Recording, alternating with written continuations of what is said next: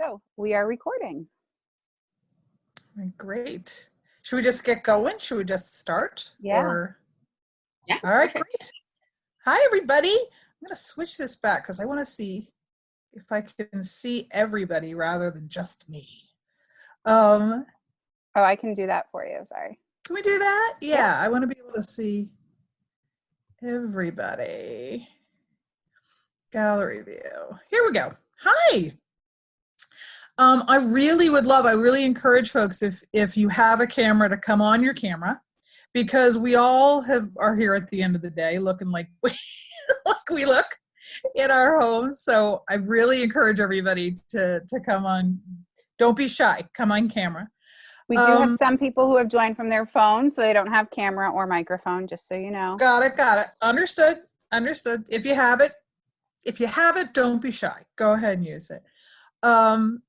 So I'm excited to be here with all of you tonight. My name is Mary, and I do a lot of work with parents, thinking about a lot of parenting stuff, but definitely stuff around behavior and around responding to challenging behavior, and also trying to help people think about how they can prevent it, how they can live with it, how they can be thinking about it. And also just how can we be taking care of ourselves and feeling like we're taking care of our kids the best we can, especially during a time that's so stressful. So that's where we start. And I always start a conversation about parents by also sharing that I'm a parent. I have two sons. They are men. They are men now. They are about to be 23 and just turned to 20. They are in my house with me all the time now since March. But yeah, and my older son is somebody who's really been dealing with special needs since he was born. And so also a parent of a kid with special needs and who is an adult with special needs now too. So I share all that to remind you that we're all in this together. We're all thinking about this stuff together, and I hope we can, rather than just listen to me tonight, we can be listening to each other, and we can be hearing from each other. Okay, so I'm interested. Let's see. What's the best way to do this? I'm interested if everybody could just chime in either through chat or they could take themselves off mute. I don't have to take you off of mute, do I, Megan? Do I have to take people off? Or? No, that you should be able to mute and unmute yourself. Okay, people, please feel free to unmute yourselves. I'm really curious of the folks online, because I know just everybody has different situations, especially right now. You may be living with extended family members and things like that, or in the parenting role with somebody who's not, literally your biological kid or adopted child. So I wanted to ask folks, how many of you have a child between the ages of just newborn, brand new baby, up to toddlers? Do you say, I do, if you do? I do. All right, a couple. How many of you have a preschooler? I do. And somebody else. I was wrong. It's not. He's older. And almost 1-year-old and a 5-year-old is on here as well. All right. How about 5 to 8-year-olds? I do. 2 of them. Got it. How about 9 to 12-year-olds? Got that too. Variety pack. People have variety packs. How about teenagers? That'd be me. I got 2. Mm-hmm. And how about that young adult group? How about that? 20 and 23. All right. So there's a variety pack. This is what I love, because when we talk about behavior, even though some behaviors you might see certain behaviors in one age group more often than another age group, We hope the 16-year-old isn't biting. We hope that's more the toddler that might be doing that. But the thing about understanding behavior, even behavior during stressful times, really it's a human thing. It's really many of the things that we can think about are across the age group, and also in helping us understand adult to adult behaviors as well. So I wanted to start with that, this idea that our kids, no matter how much they are physically changing right before our very eyes, that they really are, there may be certain components that are following them through all these different stages of development. They look a little different, but there are some central pieces that are really important to keep in mind. So one of the very first things that I really encourage folks to think about is that behavior, all behavior, darling behavior, very sweet behavior, and also challenging, not so cute behavior, is communication. And it's our very first form of communication. Baby has to fuss and cry and wriggle to let us know what's going on. But really, it's something that never goes away. Behavior is always a super strong communication form for just all human beings, all ages. And our ability to understand what somebody else's behavior is communicating is really important to us as human beings, to help us even just make sense of what's going on around us. And especially right now, when there's so much that we're dealing with, reminding ourselves that behaviors communication can be the first way we have the opportunity to calm down and slow down and think about it. Think about, what the heck is this? That's why I even named the workshop, why is my kid doing that? So I'm wondering too, if we could start with just, I really want to hear what's on people's minds as far as what are some examples of behavior that you're seeing that feels like, come on, like, are you kidding me? What is the behavior that's making you feel that way right now? And it could be a new behavior your kid's doing, or it could be that they're doing it in a new way, or they're doing it way more than they've ever done it before. What are some of the things that people are hearing? Yeah. Oh, you're on mute, Kay Smith. There. Oh, hi. Can you hear me? Yes. Okay. My daughter is 4, hyperactive, very sociable, but there is a clear streak of mild depression that I've noticed in her since this is all started. It has me very concerned with her. What does it look like? What is she doing that makes you feel the way? She just gets hypersensitive, like more so. She has drama anyway because she's 4.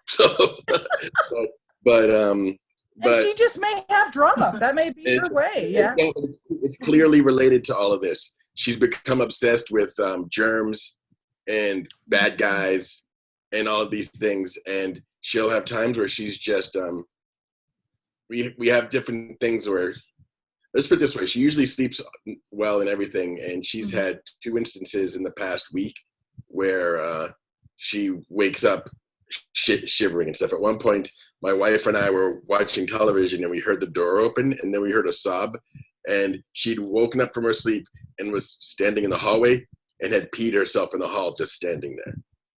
Oh, sweetheart. Yeah. So that and that's a kid under stress.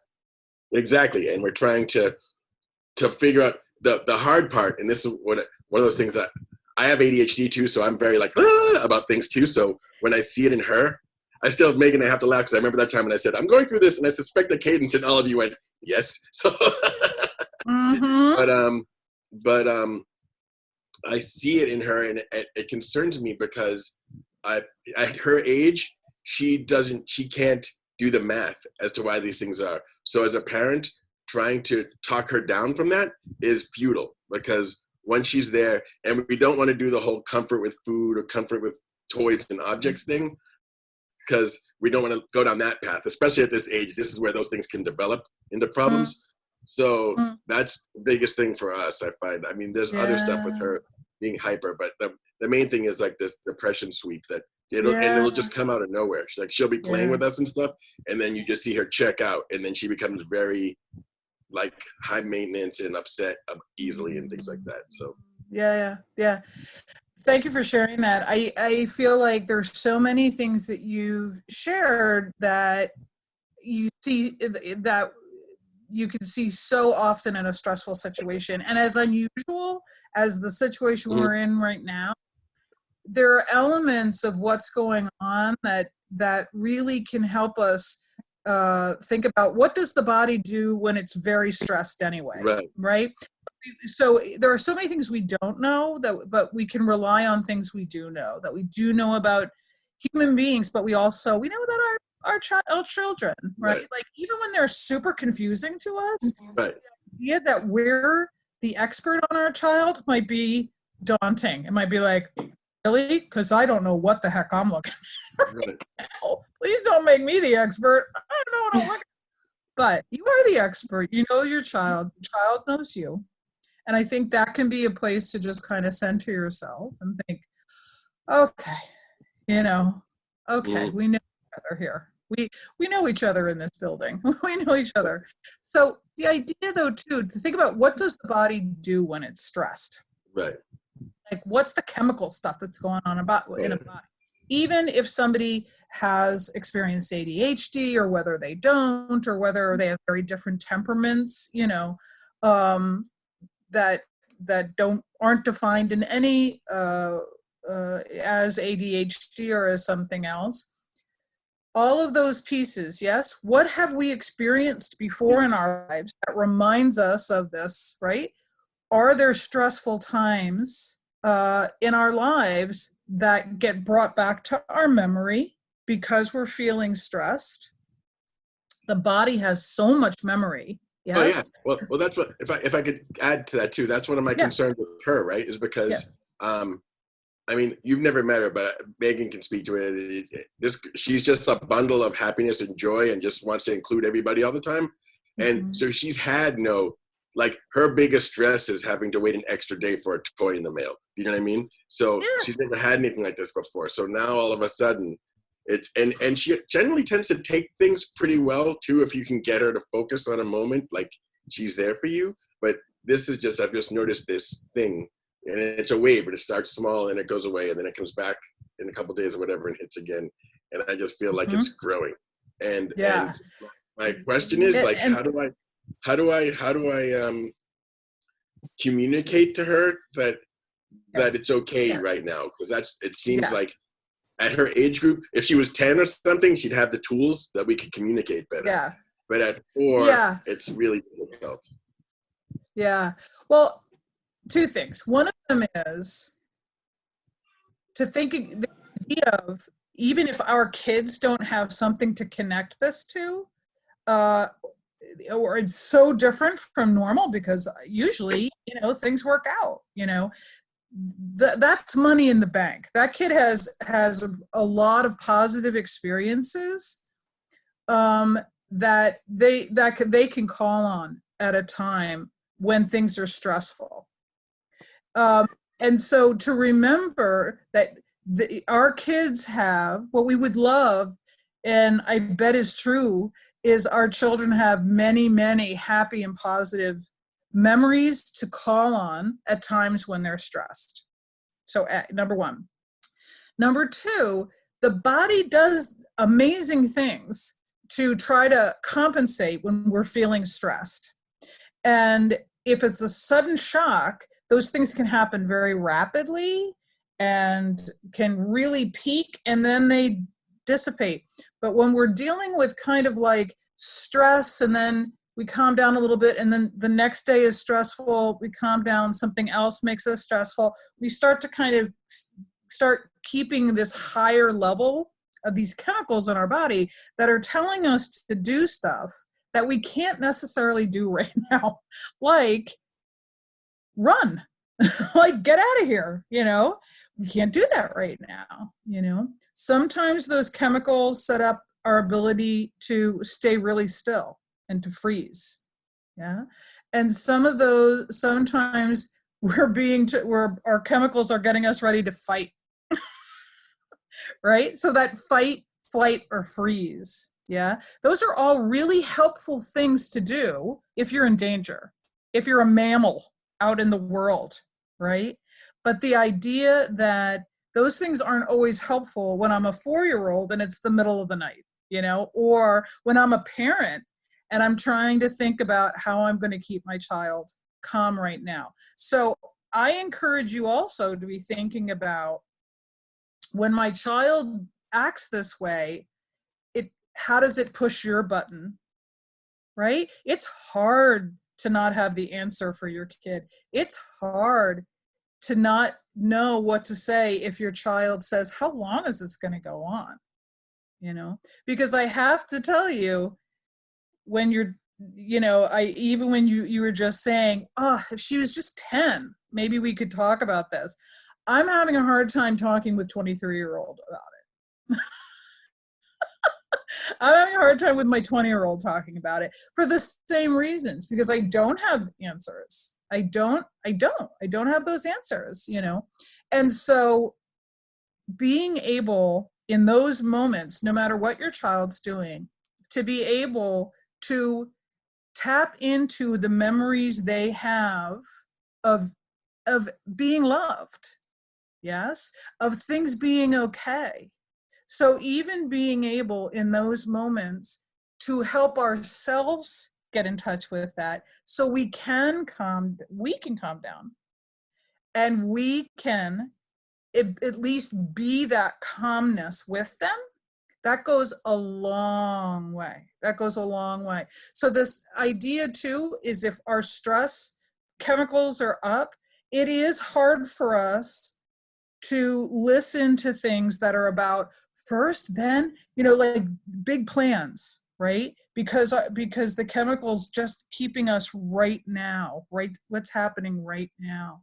So even in those moments, if your child seem really disorganized, or is doing something you haven't seen them do before, or something that's pushing your button, you're getting upset, to be able to remind them, okay, breathe with me. Okay, we're going to breathe. That's going to help you stay calm, and it's going to help them get what I call get back into their body, get back right into right now, right? To be like, okay, I hear you. Okay, we're going to breathe. Okay, hold on. We're going to breathe again. Okay, let's breathe again. To just have a minute. It helps you calm down enough to really be listening to what's going on. Yeah. I think to also, touch on this idea of, it is very common for sleep to be interrupted during times like this, stressful times, but also just times when kids are going through developmental surges, right? So our kids, our kids aren't like sitting out the pandemic, not developing, right? We might be worried that they're not in school, or they're not seeing their friends, or they're not, but they're growing up. Like, they're developing. They're not waiting for this pandemic to be over. They're still developing. So during times of, big developmental leaps, but also times of stress, it's very common for sleep to be interrupted and kids just not to have a typical sleep. I think that's probably true for some of us too, right? We might have good nights and bad nights ourselves as far as sleep is concerned. Appetite can also get very switched up, right? We can find ourselves less attracted to eating food, or way more attracted to eating food. And if you are baking to deal with your stress, like we are in our house, there may be very delicious things to eat as well. So that combination of my appetite is up and I have these beautiful cookies might add to each other, right? So I want folks to think about, how can we can't, this idea of like, we can't get back to normal. When is it going to be normal? but what is the normal in your house? You have a lot of control of what the normal is in your house. We don't have a lot of control of what the normal is out there, but we do have a lot of power about what's normal in our house. So keeping schedules, keeping a routine, not only helps us get our rhythm together as well as we can about busy times and quiet times, and I can expect food during this time. All those rhythms help our bodies calm it down and help us do things like sleep and be hungry at normal intervals. But also it helps remind us that it's not just gonna be okay, it is okay. It's okay. We're gonna have lunch. Tomorrow the sun's gonna come up.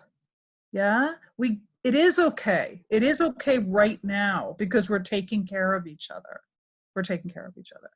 I wanted also to open it up again and say, what are some other behaviors that folks may be seeing? So we talked about a lot of very high stress, but there may be other kinds of behaviors. Anne-Marie, you look like you're going to say something. Yeah. Well, I could very much relate to Kay Smith. I have a 3-year-old and a 5-year-old. Mm-hmm. The 5-year-old's behavior is so parallel to what you're saying. He is this charismatic kid that he's the mayor of preschool.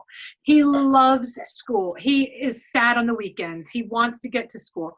And he's extremely social, which is wonderful. It's going to be an asset in life, but it's like something I cannot fix during a pandemic. No. And it's interesting because the behaviors are very similar to what he was explaining, but there are a few other ones. Like sleep patterns are so screwed up for both of my kids. They're up 6-7 times a night. The older one sleepwalks. It's really challenging. It's hard to be patient the next day because you're so tired. Yes. But in terms of the other behaviors that have been concerning is for such a happy kid that has never, really been upset by anything, which is wonderful. This sounds very dramatic, but he's downright despondent at times. He is, like if school has ended early for us because the kids were doing so poorly. But if we have a Zoom call with a friend, or we've made like science club and Lego club and all these opportunities for them to see each other, they literally shut down and hide in the corner under the table. And it's really sad. And he won't talk about it. He'll say, I don't want to talk about it. If he cannot see people the way he wants to see them, he doesn't want anything to do with them. So like my mom who had COPD, who was a daily part of our life, who we can only see through the window, he won't even say hi to her. It's just like, it's heartbreaking, and he'll say, I don't want to talk about it. He did make a feelings book at one point, which as a social worker, I was like, oh, you want to make a feelings book? This is great. But like, he'll point to the feeling, but like, that's it, and it's always sad. But the thing that I've found interesting that I don't really know what to do with is he has all these new routines, and the routines are a tad bit morose. Like every day when the younger brother's taking a nap, we have to take a walk, and we have to go through the cemetery, and we have to look for the name Matthew, and we have to stop at certain spots, and we have to touch certain things. And I'm like, what? This is like bizarre. Why are we doing this? I get it's like all about control. But it's like, how much do you allow this same annoying behavior that I get has a purpose? But like, it's like, oh, I don't want to like cause like OCD. Like, I don't want to like, these are like very ritualistic behaviors. Yeah. It's the same thing every day. You can't bypass something. And I'm just not sure like how to handle that. Yeah. One of the things that I find myself thinking about a lot, and I hear other folks really talking about a lot along these lines, is the number of rituals, the number of things we can't do now, or So much so right now in the month of May, month of June, is so many graduations and so many different things like that. A super dear friend of mine just had a baby today. So not being able to let us make her a lasagna and bring it to the house and see the baby and, you know, all that stuff. Those rituals can't happen. My mom turned 97 the other week, and not being able to see my mom on her birthday, not be able to hug my mom on her birthday and have a party for her and be with my family to celebrate that. So this idea of, you know, we can still have rituals, and I encourage folks to think about what those are. If rituals isn't the right word for it, then in your own mind, then, like, you know, being able to frame it as, we're going to have new traditions, you know, something that is our tradition for now, or this is the way we celebrate things now. This is how we're going to do this for now. But have it be something that brings the comfort that traditions and rituals bring. So Anne-Marie just talked about this idea of needing to do them more than once and needing to do them in the same way. Like, these are the things that make a tradition, or a ritual, right? It's the repetition of it, and it's the sameness of it. The first, then next of it. That's where our comfort comes. And it comes from, Anne-Marie mentioned control. It's also, you know, but I think control can be a real triggering thing for us with behavior. When we're thinking about behavior with our kids, we can kind of be like, you're not in control. I'm in control. Like, I know you think you're in control, but I'm in control, you know, or, you know, he doesn't have control over the things he wants to have control over. Like, this is the stuff of development, let alone the pandemic. You know, like, this is just how it is. And if we're feeling out of control, well, then we're off to the races. We may not feel able to help our child feel in control if we're feeling out of control, because so many things are up in the air for us.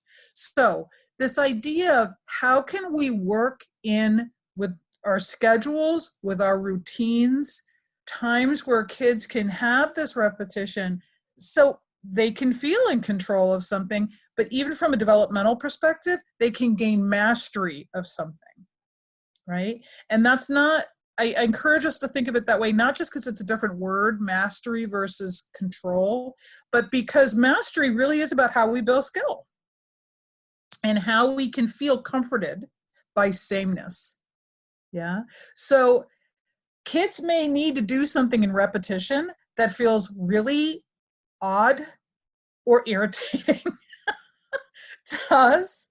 And I hear, like, sometimes we worry that when a kid repeats things over and over again to a degree we can't understand, we may start to worry about things like Anne-Marie mentioned OCD, you know, this idea of having to do things over and over again in a way that seems like it doesn't ultimately make a kid feel better, or it doesn't seem to go anywhere. Really young kids love repetition. Do not be surprised. I mean, think about when you have babies, those of us with babies, or think about when our older kids were babies. How many times can that kid fill and dump that bucket? On a good day, like, how many times can that kid fill and dump and fill and dump and fill and dump? We don't need to see them fill it and dump it that many times. That's irritating, but they need to do it because they're gaining mastery and it's helping them feel it that way. I think too, you know, if our kids are ever doing something that is causing us just even confusion, you know, we don't have to necessarily dislike it, but maybe it's like, what the world? What are you doing? To be able to say to them, what's going on?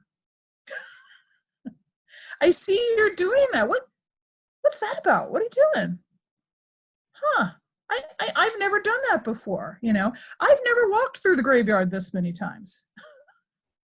You know, I'm noticing, you know, to be able to say, this is a really quiet place. There are a lot of trees here, you know. I say that because I run and I run in the graveyard that's in my neighborhood. And it makes my husband crazy. My husband will be like, "Why are you running in the graveyard?" It freaks him out. He doesn't like it. We probably pass you twice a day. And so here's another thing about where adult behavior can freak out another adult, right? They're like, "Stop running in the graveyard. I don't like it in the graveyard." I'm running in the graveyard because first and foremost, there's a ton of hills in my neighborhood and the graveyard's flat. So I'm not running there to be with the graves. I'm running there because it's flat. It's also quiet and there are no cars. Yeah.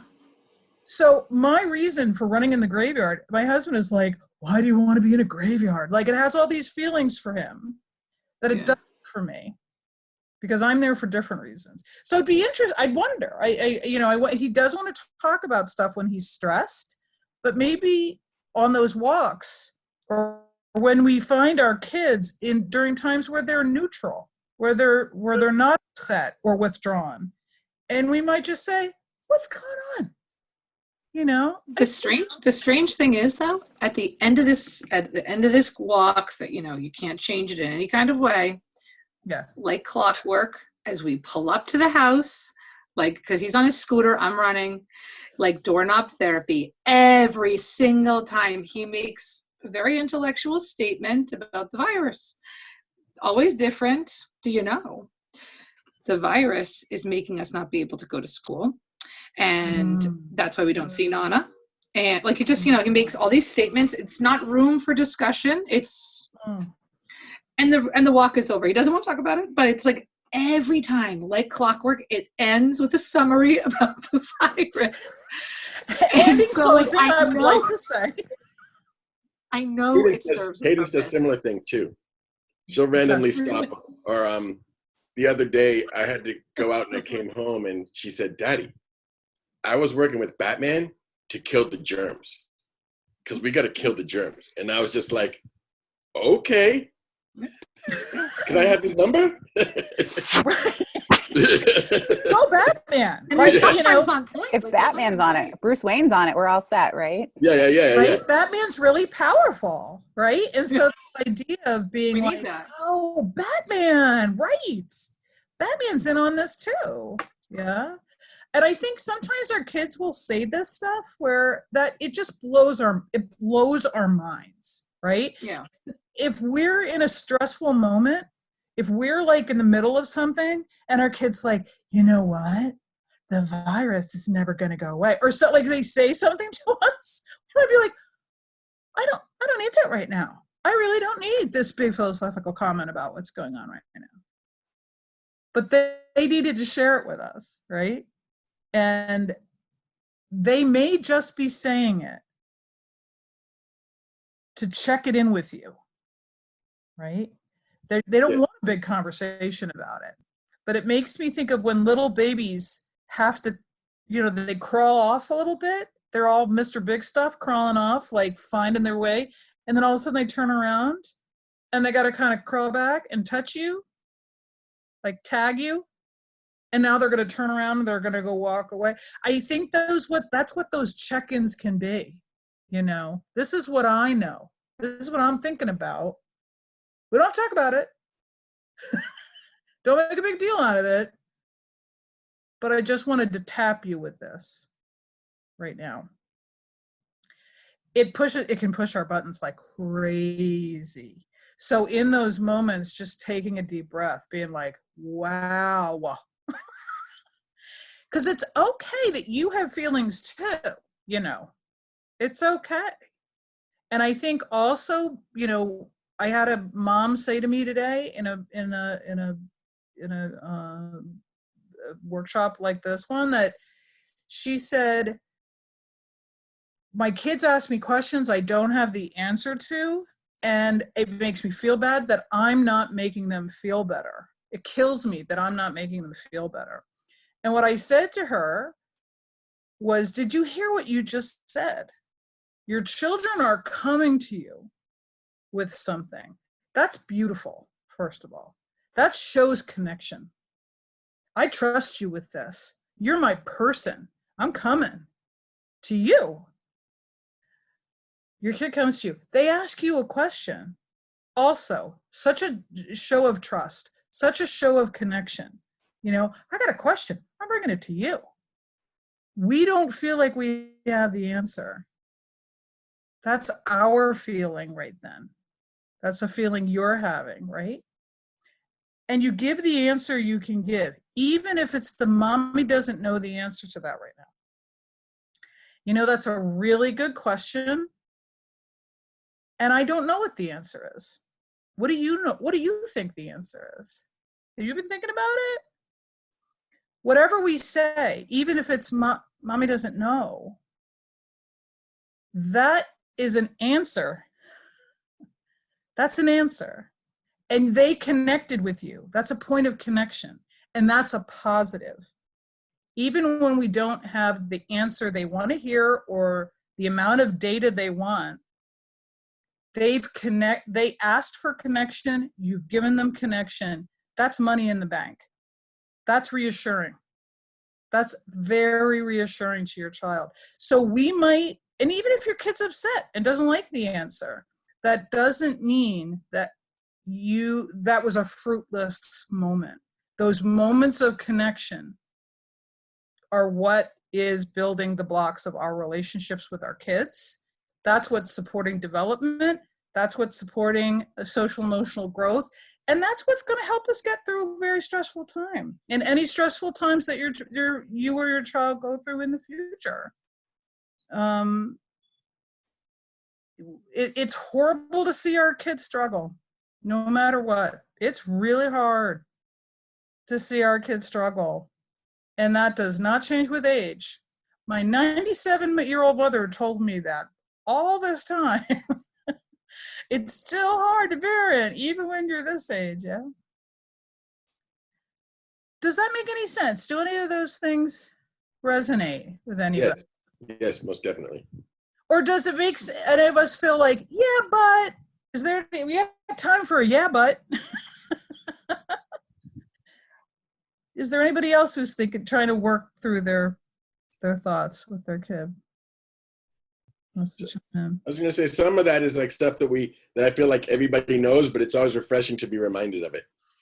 You know what I mean? And to step it away from like I appreciate your point too of saying like when those situations happen, we shouldn't put it on ourselves. We should be keeping that calm and focusing on what we give back to them. Yeah. Christina, you look like you may have something you want to say. Yeah, no, I was patiently waiting. I want to make sure that they already asked their question. I want to make sure they had their answers. I have a 3.5-year-old who is too young to be diagnosed with ADHD, but also similarly has a lot of these problems, but they manifest in a different way. He's very hyperactive, but he's also very defiant. And we've always been dealing with this, but of course, everything just manifests more because of everything being different. And we're dealing with a lot of talking back and just a lot of no on principle, and also just a lot of disrespectful behavior. So, and I stay at home, so you can't just say, well, I don't have time. I have nothing else in my world going on besides taking care of my kids right now, which I know is not the norm for everybody else. But I just don't know why I have all the time in the world and I'm spending so much quality time with my kids, why he's going through all of this when a lot of the simple answers would be, oh, well, you're just not spending enough quality time, or you're missing some of these things, or, and so I'm wondering, why is he going through this? And what do I do? We discipline pretty regularly. We're very structured. We're very routine, based, because we just need to be with a child like him. He's very intense. So, what am I missing? Gosh, we're hard on ourselves. I hear this in you. We're hard on ourselves, right? Like this idea of like, well, but I've got nothing but time, and I'm doing I'm doing this and I'm doing this, and why doesn't it result in why does it result in a kid saying no to me all the time, right? Like, why? And I think that the thing about challenging behavior, truly challenging behavior, is that it, oh, I love these little faces that are popping up.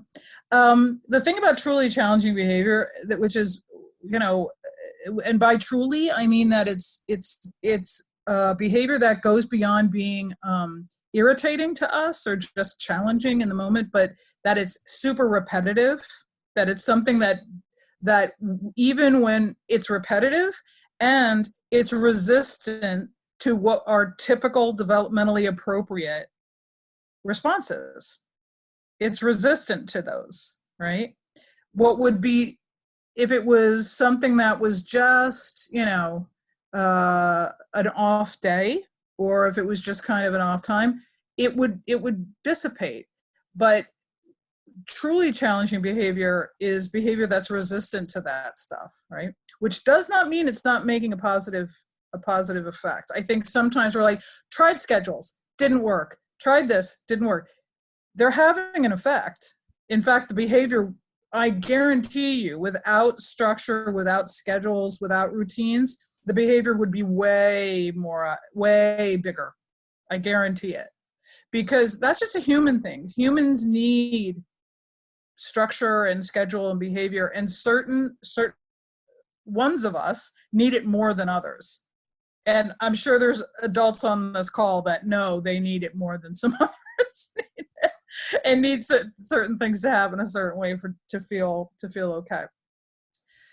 I also feel like, so understanding that when behavior is truly challenging, to understand that every behavior, whether it's challenging or has a trigger, right? There's something that triggers it, right? Something that happens right before it triggers it. And sometimes folks will say, well, it's when we tell him he can't do something. Or we tell him, this is the way you're supposed to do it. That's the trigger, and that's not going away. No, that's not going away, right? Or when people say, well, the trigger is getting in the car seat, and you got to get in the car seat. And we're not debating the car seat, right? That's right. You can't debate the car seat. Don't debate the car seat. Kids have to ultimately do things they don't necessarily want to do. Like, that's just the way it is. So the idea of when can we give choice, the choice is not do this or don't do this. The choice is something else that can happen while you're doing it. So, for instance, I know that, you know, if a kid says no, you know, like it's time for breakfast. No. Well, it is time for breakfast, and I love you so much. Here are the choices. It's eggs or it's toast, and they're here, right? We can make it what is a choice. We can make a choice, not a whole bunch of choices, 2 choices. That's it, right? Because more than 2 choices gets freaky, gets us all upset and confused, right? 2 choices. You can do it this way, you can do it this way. Which is different than, I have done this. Please include me in this group. I've done this as a parent. You better do it, or I'm leaving you here. Whatever it is, right? I eat breakfast or starve. Like, I'm sure that those words have come out of my mouth, right? That's not giving 2 choices. The 2 choices have to be 2 choices that would be okay with you and would be okay with the kid. And if they're still saying no, to be able to say to ourselves, I hear you saying no. To be able to respond to the child, right? To say, I hear you saying no. I told you what your choices were. And to try to walk away. That's different than ignoring, right? You acknowledge what the kid is saying. I hear you. I hear you screaming. I don't like it. You're going to need to calm it down. I'm here when you're ready to talk to me. These are the choices. Yeah. But breakfast isn't a choice. If it's not a choice, it's not a choice. Do you hear what I'm saying? Right? I'm actually really successful with what you're saying. We do a lot of choices, both that are acceptable to me, Awesome. and a lot of it's just like now or in 5 minutes. You know, a lot of that There you go. takes the pressure off. But Perfect. what's challenging is my son needs speech therapy and occupational therapy, special things, and I don't do everything that they suggest, that the therapist suggests, because it's too much for him. Too much. But just trying to sit down and do like a read along book. I mean, you know, like how you make it a positive thing that you try to incorporate into their day, without, you know, he'll just say no and I'll just walk away. Right. You know, and then I just end up sitting there with my daughter and we're just like, okay, we're just gonna watch the show, you know, watch the read along book by ourselves. Right, But right. without fail, he'll never do it. He'll just go off and do his own thing. So I'm like, well, you know, you can't make him do that. So I don't know No. what. And I think you've hit on an important thing of kind of like, we're doing the best we can. Yeah. We're doing the best we can. And many of us will be like, I know I'm doing the best I can, but I got to do better.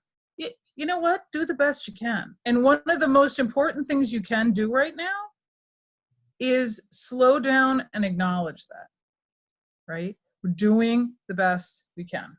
We're doing the best we can on any given day. Because here's the thing about the stress hormones, they're happening in your body too.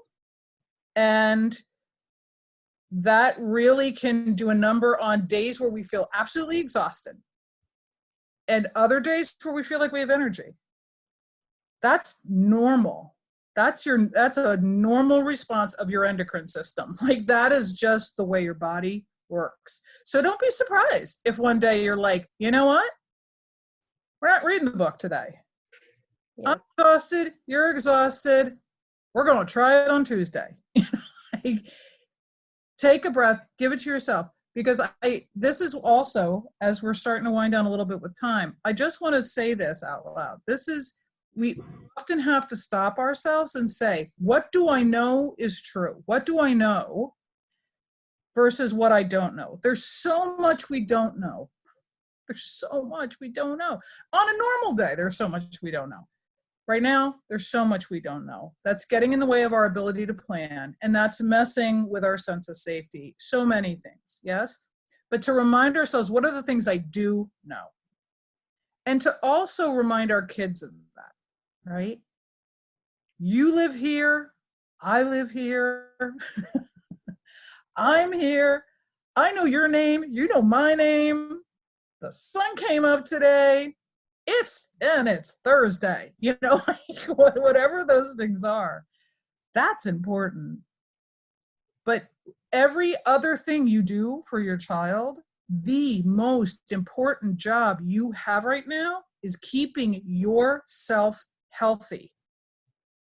Doing everything you possibly can to keep yourself well.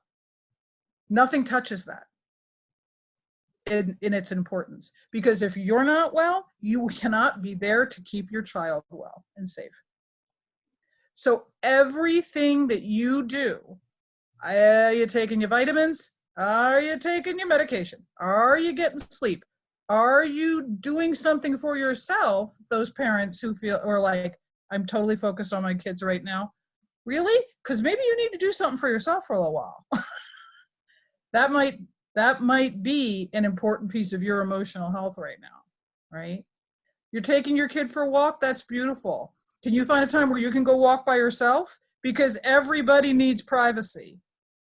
Everybody needs social connection and everybody needs privacy. So if there's anything you take from tonight, please take that to heart. You are the most important piece to the puzzle with your child. Your health is first and foremost. So invest, do whatever you can to invest in your own health. I wonder if we have a little bit of time to show some of the resources that got posted. Does that make sense? Could we spend a little time doing that? I also have this fabulous PowerPoint presentation. No, it's one slide. I have one slide for you. Let's look at that for just a second. Okay, here's the PowerPoint presentation. Can you see that? Can you see it big enough? How's that going? Can you see it? This slide? Okay. This just goes, in the resources is a short article I wrote that goes over these pieces, these steps, about what do you do when your kid is acting in a way that you just can't figure out, especially if your kid is doing something that's explosive or destructive or hurting somebody else or hurting themselves, to be able to think of these things. And this is all with the preamble of behavior is communication. Okay, so take a deep breath. What is this kid trying to tell me? Sometimes their behavior may be different than the words coming out of their mouths. So we're talking about, what is their behavior telling me, right? Anybody who's had a kid who's grabbing onto you, screaming, leave me alone, like, words coming out of the mouth and behavior don't always add up, right? What is this child trying to tell me? Take a deep breath with your kid, right? Take a breath with me right now. Let's breathe. Okay, I can't understand you. Breathe. Breathe. This is if a kid's being explosive, but also if a kid's being withdrawn, okay? What are you feeling? What's going on, buddy? What's going on? And this is an opportunity also to help kids name their feelings, which is a skill. We're not born with this, naming feelings. Because you know what, buddy? You're looking a little mad. You know what, buddy? When you did that, it made me think that you're really sad. Yeah? And even, I don't know if you have this experience as an adult, but if you've ever had a feeling that you couldn't name and then someone else said it out loud, whoa, you might all of a sudden, all those feelings come to the top because someone understood you. Listen to whatever your kid has to say. Breathe. Again, help them name those feelings, as I just said. Then set boundaries. Breathe. Can we find another way? I know I love you, but you can't hit your sister. You're angry, you can punch a pillow. Let's find a different way for you to do it. And then end it with some reassurance. And that should be whatever reassurance makes sense for you. Maybe that's a fist tap. Maybe they want a hug. Maybe they don't want a hug. But maybe it's just looking the kid in the eye and saying, love you. Love you anyway. Love you just the way you are. Whatever it is. Maybe it's a hint. Maybe it's just a thumbs up. I hope that's helpful, right? That's in the moment. There are also a couple of other pieces. There's a podcast I really highly suggest that was just put out by NPR called Life Kit. When's this going to be over is the name of the podcast. It's lovely. It's not very long. I really encourage you. The link is on there as well. There's also a piece that goes through some of the things we talked about tonight, scheduling and the importance of those things. That was put out by a conglomerate of groups, including UNICEF and the World Health Organization and all sorts of organizations that are trying to help families think about things during the pandemic. That's also, Kathleen and Megan, that's offered in other languages too. If you need other languages, I'm happy to send you the link. The one you have is for English. I think that's all of them. And there's also a graphic that tells you, gives you a little bit of insight to this kind of cycle of reflection, breathe, start again, kind of a cycle. So all of those pieces are there. They're printable. They're or you just keep them on your the website, whichever. And there's also some really nice resources out there that are social stories. I can add these to the resources as well. A couple of social stories for kids that are about why are people wearing masks? what, what is social distancing, some things about that as well. So if those are helpful, I can also add those to the piece as well. Oh my gosh, we've got sweet dogs on the camera now too. He's a sweetie. I know that leaves us that leaves us at 8:00. I hope this was helpful. I really, really appreciate how much you all were open to discussing. That really makes the time so much more fruitful. So it takes guts to talk about our kids. Thanks for doing that. Thank you for taking the time to talk too. Thank you. My pleasure. My pleasure. Hang in there and take care of yourself, my friends. Everything has a beginning, middle, and an end. Everything does.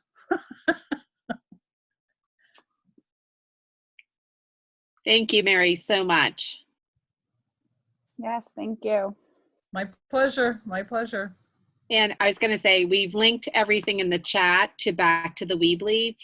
There's some mindfulness exercises. There's a 12 different COVID-19 connections on social stories, like why are kids wearing masks, are developmentally appropriate for under 5. And we will be continuing to offer a few more parent trainings. They're all listed on the web about, coming up about anxiety and behavior. And then Megan and I have the finale one at the very end, her and her superheroes behind her right now. So, if you have any topics that we're not covering, my email's up on the Weebly, Megan's email, we're, all on the Watertown Public Schools website. You can find us, let us know, and we can keep bringing more and more topics to you guys if that's something you're still interested in. So far the series has been going great, and we've had a lot of really great responses. So, let us know. Thank you for all Can I of ask you it. a question? Oh, sorry. Yeah, of course. I was just wondering what Christina said, really, really resonated with me. I only talked about one of my children. I'm also a stay-at-home mom. And my mantra every day is, what more could I possibly be doing? And I feel like I'm it's failing on every end. I'm just curious. I was so sad when we left EI because I was in a support group just in February. And I'm just wondering, are there any parent Facebook groups in Watertown for parents of children with special needs, or other than Watertown parents, where parents are kind of coming together to support each other? Because this is so hard. It's kind of nice to have that mutual support, but I haven't found it. I haven't been able to find it yet. Yeah, Anne-Marie, I was going to say, I can look around to see what's out there as well, like what people would recommend. Obviously there's CPAC for Watertown, the group as well, which is great around special education issues. But, we do a new parents support group, which is really great, but obviously you need to have a baby. Yeah. But let me put my feelers out to the community, because there's about 20 of us, and we we talk to each other regularly, about twice a week. We're back and forth on email with what's going on in the community. So let me see what else is out there for that. And if it's something that, we could be looking to doing down the road, it wouldn't probably be right away, but we could also look into trying to do something like that too. Hi, I'm Keith's wife. I just wanted to say to Anna Marie, there is a Watertown Facebook group for parents. Are you in that one? Yes. You are? Yeah, Okay. I think some of these topics are tough, and yeah, I don't know. I really miss having that support group from early intervention, and I've often tried to kind of find it, but it's hard to, where a lot of people might be coping with some of the similar issues. And I've used Watertown Parents all the time, but I kind of was looking for something a little bit more specialized. yeah, okay. Kids with challenging behavior. That's a great suggestion. Yeah. No, there are who have special needs kids, so yeah. But I mean, I know what you mean. Yeah. So Anne-Marie, I'll put some feelers out and get back to you. That's awesome. I would really appreciate that. Christina, did you have a comment? Oh, I was going to say, I would be up for, doing virtual, meeting general support too, because I have a church group, mom group, where we just talk about ourselves, which is really healthy. We try not to talk about our kids as much. We just talk about ourselves. That's so grounding. But then also my son goes to the Watertown Public School preschool, and I have the child psychologist kind of on call. So when I have a problem, I email her. We do a Zoom meeting like every 10 days. And that's how challenging, like, so I'm getting we're doing reward systems and things now that we weren't even doing before all of this happened. And so, constant things are happening constantly, and we have to keep up with them. But like, I'm seeing that progress is happening, from things that started a while ago because we keep doing these meetings and things. So I don't know where you can get that support, because my son's enrolled. I don't know if your son's enrolled in the preschool, but that's part of what I'm surviving off of right now, because I'm a parent. I'm like, I don't know all the answers to these things. So none of us do. No, for sure. Yeah. I'm not qualified in any way. So. I am, and I'm not, Yeah. Well, we always say that too, everyone thinks they need a degree in every single challenging behavior or disability. And the reality is that's not true. We forget we can generalize our knowledge across challenging behavior, and that, you actually probably have way more skill sets than you're giving yourselves credit for. And I think that was kind of what Mary was saying a lot was, we're moms and dads, and we tend to beat ourselves up pretty hard that, we're not perfect, our child's not acting perfect all the time, but that's ridiculous because we don't act perfect all the time. But definitely try to generalize the things that are working well forward. And I think that is probably one of the more successful things we do is in special education is you have to be able to generalize or you wouldn't be able to meet the needs of all children. But I definitely, Megan and I will have a little powwow tomorrow. And then I'll reach out to the whole Watertown, service group that I work really closely with, the library and Wayside and everybody, that whole group. And let me see what else is out there, and then if not, if it's just something that, you guys need, we'll look into trying to bring that forward too as a support for you guys. We know how to find some of you. Yeah. And if I can hard to miss. And if I can help at all, thinking about some of the other parent workshops that really do a deeper dig down to persistent challenging behavior and some of the stuff like that, I'm happy to help with those resources or help however that's possible. Because I'm telling you, my older son, is a person with special needs, and being able to get through stressful times, this is a stressful time for him, and being able to just acknowledge, this is his own experience and he's his own person. And I'm not here to make that all go away. I can't make that all go away. I can't make the stresses in his life go away or the challenges that he has go away. But I can be his mom. And I can love him, and I can show up and I can show up on a regular basis. And some days that's my only mantra. Yeah. It's like, I am his mom. I am here. I love him. He knows that. Okay. Like, so you've got company. Mary, thank you. My pleasure. Thank you for asking me. Thank you. This was awesome. Yeah. Megan, thank you again for hosting. Of course, my pleasure. Yeah, thank you very much. Greatly appreciate Thank all you. that. Awesome. And thanks for throwing the All superheroes up for Kate too. Anytime. And Birdie. Yeah. All right. Well, hopefully we'll see everyone My next kids will only let me put them to bed. I have to go. Bye. Thank you. Thank you. everyone. Bye-bye. Bye. Good night.